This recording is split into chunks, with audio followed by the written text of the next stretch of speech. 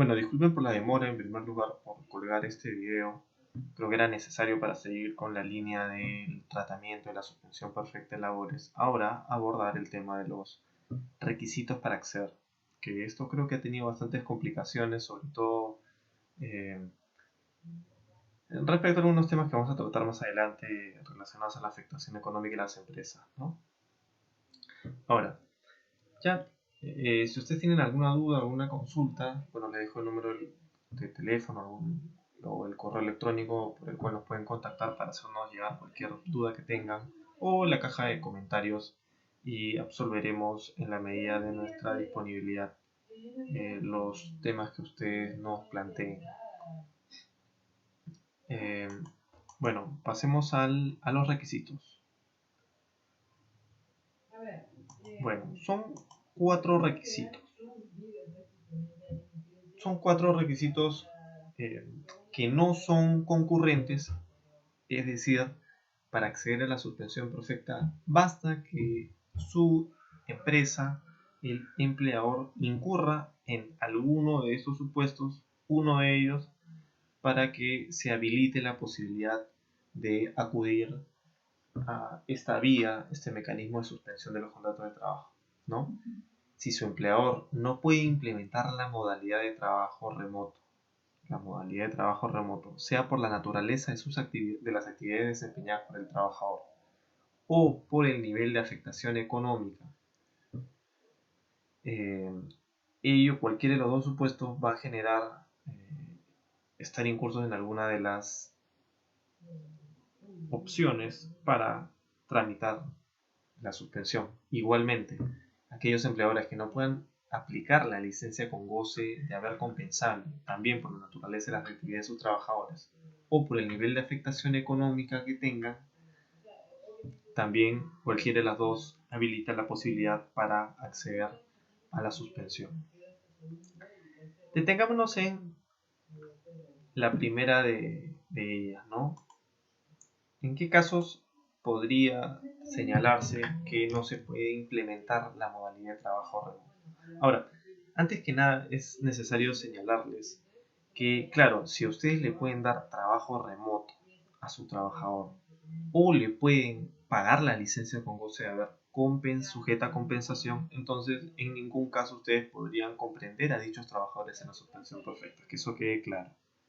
Entonces, ya, habiendo eh, dado esta precisión, ahora pasemos a ejemplos que señalan la misma ley en realidad.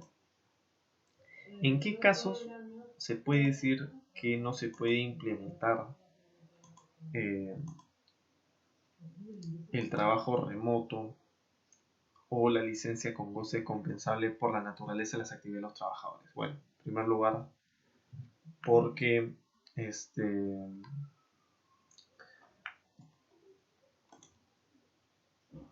bueno, en el primero de los casos, ¿no? No se puede implementar trabajo remoto por la naturaleza de las actividades de los trabajadores. ¿Cuándo ocurre ello? Bueno, cuando la naturaleza de las actividades, lógicamente, hace imposible el darles trabajo remoto. ¿Por qué? Porque es necesaria la presencia física del trabajador, por ejemplo, ¿no? Porque la utilización de maquinarias o herramientas eh, solo las puede operar el trabajador presencialmente en el centro de trabajo. Por ello, yo no le puedo implementar un trabajo remoto. A estos trabajadores se les puede comprender en la suspensión perfecta de labores, ¿no? Eh,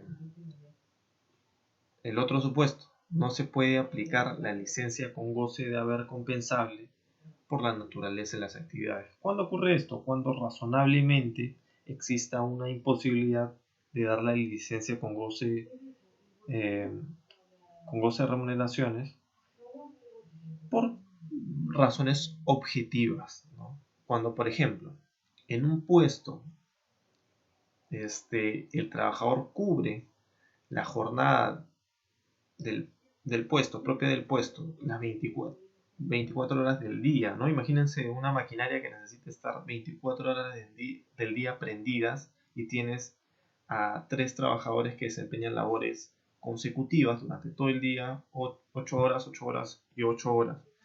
En tal caso, yo me existe una razón objetiva por la cual tú no puedes compensar al trabajador, ¿no? No se puede, de alguna manera, se le puede otorgar la licencia con goce, pero esta no va a ser compensable.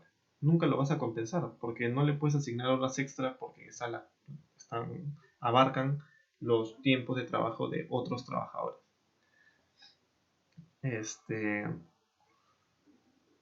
Otra de las razones, porque por la naturaleza riesgosa de las actividades, la extensión del horario puede poner en riesgo la seguridad y salud de sus trabajadores. Por ejemplo, podría ser el manejo de equipo minero como un volquete, ¿no? Que necesite que el trabajador duerma determinada cantidad de horas y que asignarles horas, o sea, dentro de esta lógica de la compensación horas extra, puede poner en riesgo su seguridad y salud o la del campamento minero, ¿no?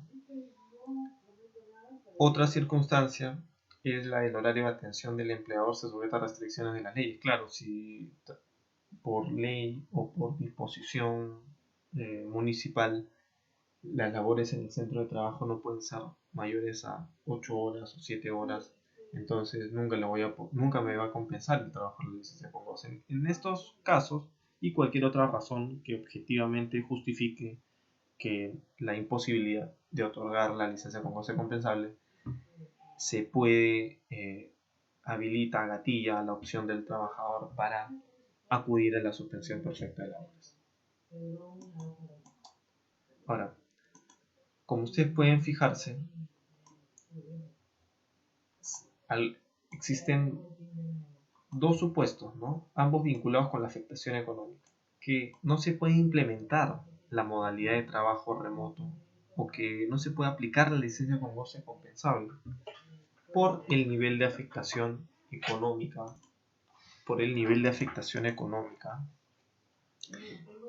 y la pregunta natural que surge es ¿cuándo existe afectación económica? Bueno, la ley establece criterios, que son criterios aritméticos muy sencillos. Yo les digo, he tenido consultas respecto a esto y la mayoría se resuelve simplemente con la lectura de la ley, una lectura tranquila y pacífica. En realidad es una operación aritmética muy sencilla. Pero, a ver, intentaremos graficarlo esto para que se vea más sencillo incluso, ¿no? A ver, la ley distingue entre empleadores que están comprendidos en las actividades habilitadas o habilitados para prestar servicios durante la cuarentena y aquellos que no están. Cada una maneja criterios de afectación económica diferentes, ¿no? ¿Quiénes están habilitados? Bueno, lógicamente aquellos que prestan servicios esenciales, considerados como esenciales, bajo la normativa vigente, ¿no? Como puede ser electricidad, agua y desagüe, etc. Telecomunicaciones, ¿no? A ver, respecto a aquellos habilitados a prestar servicios, también la ley, el decreto de urgencia, mejor dicho, el decreto supremo 11/2020, hace una distinción entre aquellos que dispongan la suspensión perfecta de labores en abril y aquellos que dispongan la suspensión perfecta en los demás meses, ¿no? Lo primero que se tiene que hacer es obtener el ratio del 2020, ello en función a dos cosas, ¿no? La remuneración de los trabajadores en marzo, en el mes anterior a la fecha, al mes en el que se dispone la suspensión perfecta de labores. En este caso estamos poniéndonos en el supuesto que la suspensión perfecta se disponga en abril. Entonces se obtienen las remuneraciones de los trabajadores del mes anterior, o sea de marzo, se divide entre el nivel de ventas también de marzo y ello me da un ratio. Lo traslado a porcentajes y luego lo comparo con el mismo ratio, la misma fórmula, pero respecto al año 2019, o sea, marzo del 2019. Remuneración de trabajadores de marzo del 2019 entre nivel de ventas de marzo del 2019. Este ratio 1 y el ratio 2 tengo obtenidos y porcentualizados, tengo que compararlos. Y si en el 2020 ha ocurrido un incremento de más del 6% en el caso de las microempresas y más de 13% en el caso de las medianas y grandes empresas, es que existe afectación económica. Es una fórmula objetiva.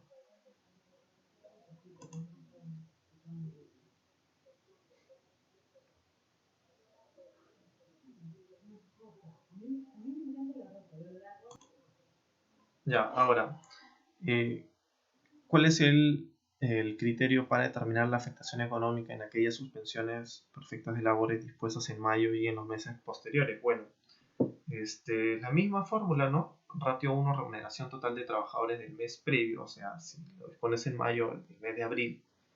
Aquí hay una precisión. En mayo tienes que reducirle el subsidio del decreto de urgencia 33/2020 relacionados al pago de planillas. Así lo dispone el decreto supremo 12/2020, y tienes que dividirlo entre el nivel de venta del mes previo, igual como lo hemos hecho en el caso anterior, compararlos. Si esta comparación es mayor a 12 puntos porcentuales en el caso de las micro y pequeñas empresas y más de 26% puntos porcentuales en el caso de las medianas y grandes empresas, entonces existe en ambos casos afectación económica.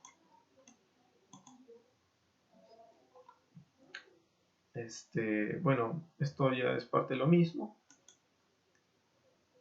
Es bastante sencillo. En el anexo como anexo del decreto supremo 11/2020 Terra, tienen un cuadro elaborado por la autoridad administrativa que la verdad es que reduce y lo simplifica todo de manera muy sencilla.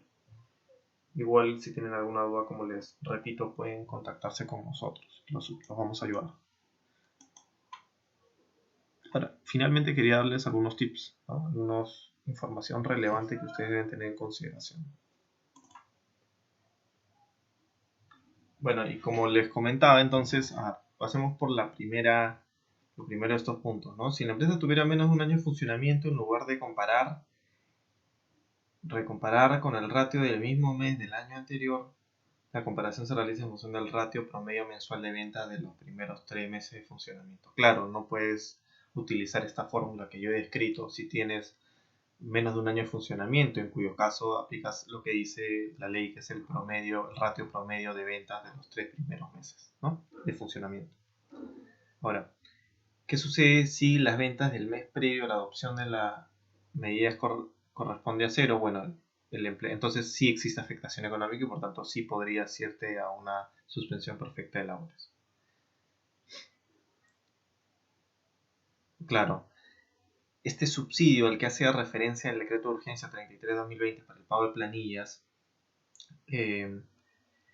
percibido que este sea por el empleador, la medida de suspensión perfecta no puede comprender a aquellos trabajadores respecto a los cuales te otorgaron el subsidio. Lo que busca el Estado es evitar que la empresa reciba el subsidio y luego se acoja a la suspensión perfecta respecto a los trabajadores sobre los cuales él gozó del mismo, ¿no? Bueno, es bastante controvertido, muy discutible, pero bueno, así lo señala la ley, ¿no? Ahora, un último punto: la suspensión perfecta de labores que se aplique en mayo deriva de la afectación económica al importe de las remuneraciones. Bueno, esto es lo que ya hemos comentado, ¿no? Se debe descontar en esta fórmula que yo les he puesto allí de las remuneraciones totales de los trabajadores, debe descontarse el subsidio percibido por el decreto de urgencia 33/2020 respecto a aquellos importes percibidos en el mismo mes, ¿no? Perdón, respecto a aquellos importes, o sea, claro, respecto al subsidio percibido en aquellos casos en que la suspensión perfecta de labores se haya aplicado en mayo. Bueno, entonces con esto terminamos una fase más de esta revisión de la suspensión perfecta de labores. Si tienen alguna consulta, pónganlo en los comentarios. Muchas gracias.